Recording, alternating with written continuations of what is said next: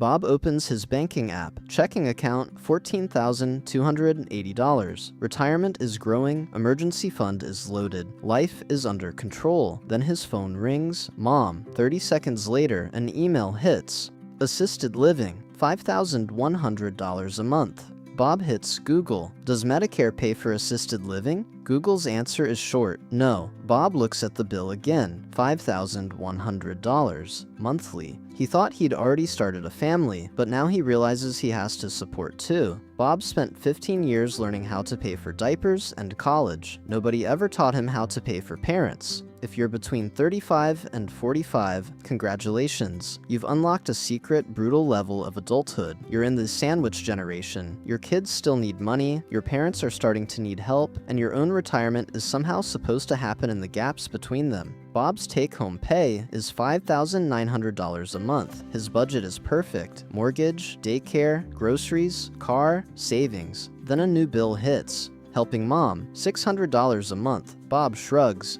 We'll make it work, but Bob actually just started spending two completely different kinds of money. The first kind he sees, the $600 leaving his account monthly. The second kind is invisible. It's vanishing from his future retirement. Let's look at both. $600 a month for 15 years is $108,000 out of pocket. Simple math. But if Bob had invested that money at a historical 8% interest, in 15 years, it would have turned into roughly $207,000. Helping mom actually cost Bob the opportunity to retire with an extra $100,000 on top of his nest egg. That's the alternative cost nobody puts a number on because it's invisible. It just quietly doesn't happen. Then mom slips in the shower. Nothing broken, just scared. Next, she stops driving. Grocery shopping, doctor appointments, lab work, everything is now either an Uber ride or on Bob, who starts spending his entire weekends playing chauffeur. Now she needs an aide twice a week. The bill climbs to $1,200 a month. Bob adjusts.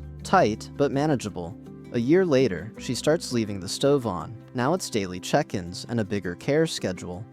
Bill, $2,000 a month. Bob's used to it by now. It's just the new normal. And then the doctor drops the hammer. She really shouldn't be living alone anymore. New number, $5,100 a month.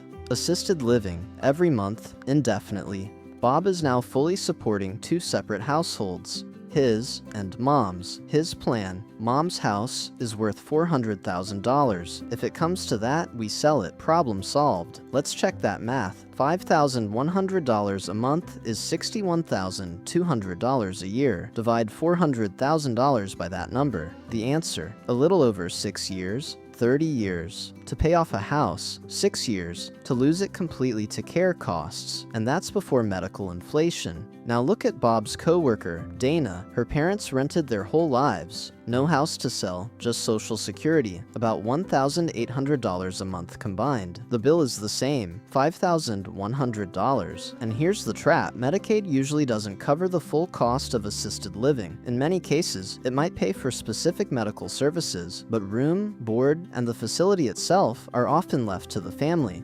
Dana doesn't have a 6-year buffer from selling a house. A $3,300 monthly gap opens up instantly every single month, and by default, Dana's name is on that check. This is the version of the sandwich generation nobody puts in the thumbnail, the one where there's no asset to fall back on, and adult children just quietly absorb the difference out of their own lives. So Bob tries to get clever. I'll just put mom's house in my name right now, and will apply for Medicaid welfare. That is a very expensive mistake. Medicaid has a 5-year look-back period. The government checks whether mom suddenly became incredibly generous right before asking for benefits.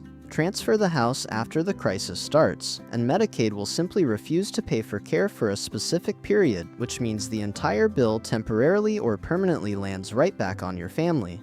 Bob and thousands of other families don't lose money because they made bad financial decisions. They lose it because they made the absolute right decisions, just 5 years too late. The fix? Boring paperwork filed with an elder law attorney years before an emergency. The cheapest legal document you'll ever sign is the one you sign before you actually need it. This kind of planning matters, whether there's a house involved or not. Even if there are no assets, having the right legal documents ready makes managing care and decision-making infinitely easier. Bob can't change the financial decisions his parents made 30 years ago, but he can make sure his own daughter never has to go through this exact same mess. Bob opens an HSA, a health savings account. In 2026, a family HSA allows you to legally shelter up to $8,750 a year, roughly $700 a month. Bob knows a secret. Most people treat their HSA like a gift card for pharmacy copays. Bob starts treating it like an investment account. Contributions go in pre-tax, the money grows tax-free inside,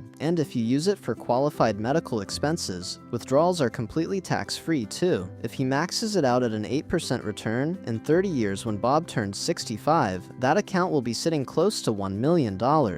Bob thought he was opening a medical account. He actually built one of the most efficient tools to make sure his own daughter never gets that same terrifying email. Fast forward 30 years. Older Bob, gray hair, same terrible dad jokes. An email arrives. Estimated assisted living cost.